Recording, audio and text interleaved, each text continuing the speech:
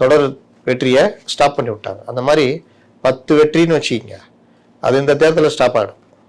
Stop ஆகிறது மட்டும் இல்லை, என்ன ஆவீங்கன்னு தெரியாது. ஏன்னா விஜய் வந்திருக்காரு. விஜய் பிரிக்கிற வாக்குகள் உங்கள் வாக்குகள், இவர்களுடைய வாக்கு சிறுபான்மை வாக்குகள். தனக்கு தான் இந்த திமுறில் இருந்தீங்கல்ல, நமக்கு தான் சிறுபான்மை வாக்குகள்னு. இன்னைக்கு விஜய் அந்த வாக்கை பிரிப்பார்.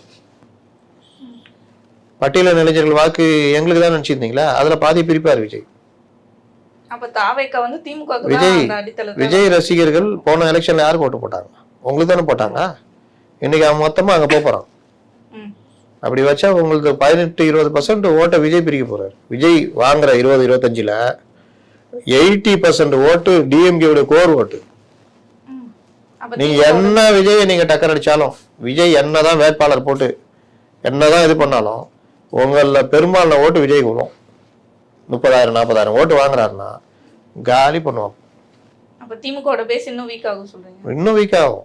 இது இல்லாம இப்ப பிஜேபி ஏடிஎம்கே கூட்டணி பாத்தீங்கன்னா எல்லா வகையிலும் அவர்கள் இப்படி இருக்காங்க. கூட்டணி பேச்சுவார்த்தை கூட பாஜகவினர் தான் நடத்துகிறார்கள். எடப்பாடி ஒன்றுமில்லைன்னு கிடையாது.